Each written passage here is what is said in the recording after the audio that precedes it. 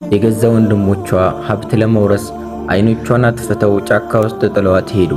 ይህች ምስኪን ልጅ ግን በጨለማ ውስጥ ምን እንደገጠማት አብረን እንመለከታለን። ዛሬም ድንቅና አስተማሪ በሆነ ታሪክ ተመልሰናል።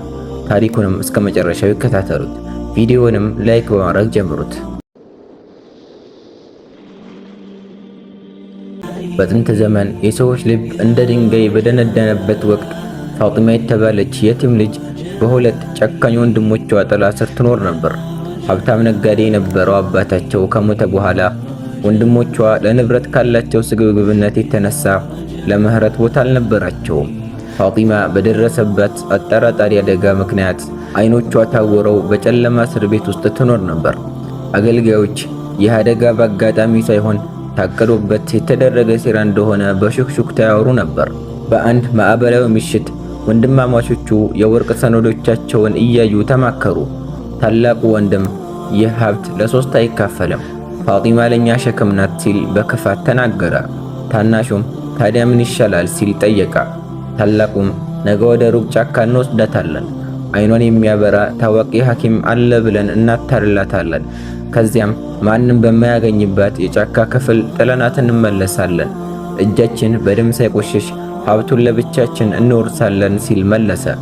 በማግስቱ ፋጢማን በሐሰት ፍቅር እያባበሉ ወደ ጫካ ወሰዷት። ፋጢማ የወንድሞቿን ተንኮል ሳታውቅ በደስታ አብራቸው ሄደች። ነገር ግን ጥቅጥቅ ወዳለው ጫካ ውስጥ ሲደርሱ በጭካኔ ገፍትረው ጣሏት።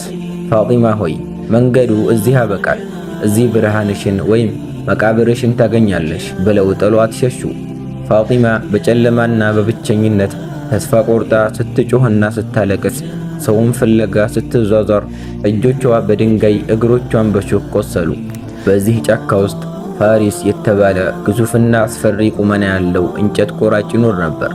ፋሪስ በሰዎች ክህደት ተከፍቶ ሰውን ርቆ በጫካ ውስጥ መኖሩን የመረጠ ሰው ነበር። የፋጢማን ለቅሶ ሰምቶ በመጥረቢያ እየተከላከለ ቀረበ። ፋጢማን በዚያ ሁኔታ ሳያት መጀመሪያ አላዘነላትም። ማነሽ? ለምን እዚህ መጣሽ? የወንበዴዎች ወጥመድ ነሽ ወይስ የጠፋሽ ነፍስ ነሽ ሲል ጠየቃ። ፋጢማ እግሩ ስር ወድቃ ስታለቅስ ለዓመታት የደነደነው የፋሪስ ልብ በትንሹ ራራ። ለቅሶሽን አቁሚ፣ ጫካው ለደካሞች አይራራም። ለዛሬ ብቻ ወደ ጎጆ ወስድሻለሁ ብሎ በትከሻው ተሸክሞ ወደ ጎጆ ወሰዳት። ጎጆ ውስጥ ፋጢማ ታሪኳን ነገረችው። የወንድሞቿን ክህደት ስትነግረው ፋሪስ ዝም አለ። የአባቷን ስም ያውቀው ስለነበር ይህች ልጅ ትልቅ ዋጋ እንዳላት ተረዳ። ፋሪስ ግን መጀመሪያ ደረቅ ነበር። ከዛሬ ጀምሮ የዚህ ጫካ እስረኛ ነሽ፣ ምግብና ልብስ እሰጥሻለሁ፣ ነገር ግን ወደ ቤተ መንግሥትሽ እመለሳለሁ ብለሽ እንዳታስቢ አላት። ከሳምንታት በኋላ ወንድሞቿ ፋጢማ መሞቷን ለማረጋገጥ ተመልሰው መጡ። ፋሪስ መጥረቢያውን ይዞ በሩ ላይ ቆሞ ነበር። ታላቁ ወንድሙ መጠየቅ ጀመረ። እዚህ አንዲት አይነ ስውር ልጅ አይተሃል? ካለች ስጠንና ወርቅ እንሰጥሃለን አለው። ፋሪስም በቁጣ የእህታችሁን ደም ልትሸጡ መጣችሁ? እኔ እንግዳ አሳልፌ አልሰጥም፣ አሁኑ ከዚህ ጥፉ ሲል አስፈራራቸው። ወንድማማቾቹ በፋሪስ ቁጣ ተሸብረው ሸሹ። በማግስቱ ፋሪስ ፋጢማ በጨለማ ውስጥ እንዴት መኖር እንደምትችል ሊያስተምራት ወሰነ። በአይንሽ ሳይሆን በልብሽና በአእምሮሽ ማየት አለብሽ አላት። ብቻዋን ጫካ ውስጥ ጦላት እየሄደ መንገዱን በሽታና በድምፅ እንድትለይ አሰለጠናት። ፋጢማ ብዙ ጊዜ ወደቀች፣ ተሰበረች። ነገር ግን ቀስ በቀስ ውስጣዊ ጥንካሬ አገኘች። ወንድሞቿ በፋሪስ ቁጣ ተናደው ስለነበር ጎጆውን አቃጥለው ሄዱ። ፋሪስና ፋጢማ ከእሳቱ አምልጠው ወደ አንድ ድብቅ ዋሻ ገቡ።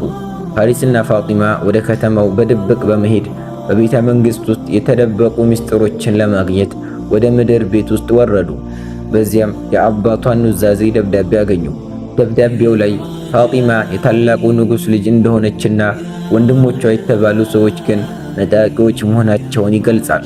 ባህ የተባለው ክፉ ሰው ንጉሡን ገሎ መንግሥቱን እንደወሰደና ፋጢማን ግን አባቷ ነጋዴው አድኗት እንደነበር ታወቀ።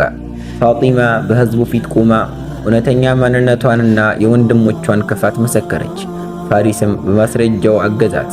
ሕዝቡ በነገሩ ተቆጥቶ አማጽያኑን ክፉን ባሂን በቁጥጥር ስር አዋለ። ፋጢማ የጠፋውን ዙፋኗን ተረከበች። ወንድሞቿም በሰሩት ግፍ ዕድሜ ልክ ታሰሩ።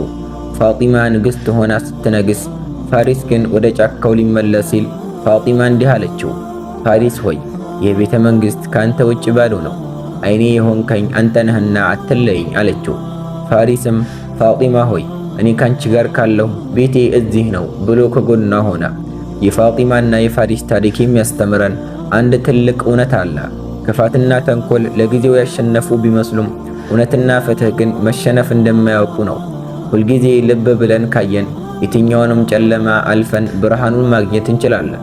ታሪኩን ከወደዳችሁትና ትምህርት ካገኛችሁበት ላይክ፣ ሼር፣ ሰብስክራይብ በማድረግ ለሌሎች እንዲደርስ አድርጉት። እንዲሁም በታሪኩ ላይ ያላችሁን አስተያየት በኮሜንት መስጫ ላይ አጋሩ። የእናንተ አስተያየት ለሌሎች ትልቅ ትምህርት ሊሆን ይችላልና። በቀጣይ ደግሞ በሌላ አስተማሪ ታሪክ እስከምንገናኝ በያላችሁበት የአላህ ሰላም፣ እዝነት፣ ጥበቃ አይለያችሁ። ዲስክሪፕሽን ላይ ባለው የሲራ ቲዩብን የቴሌግራም ቻናል ጆይን በማድረግ ይቀላቀሉ። ወሰላሙ አለይኩም ወረሕመቱላሂ ወበረካቱ።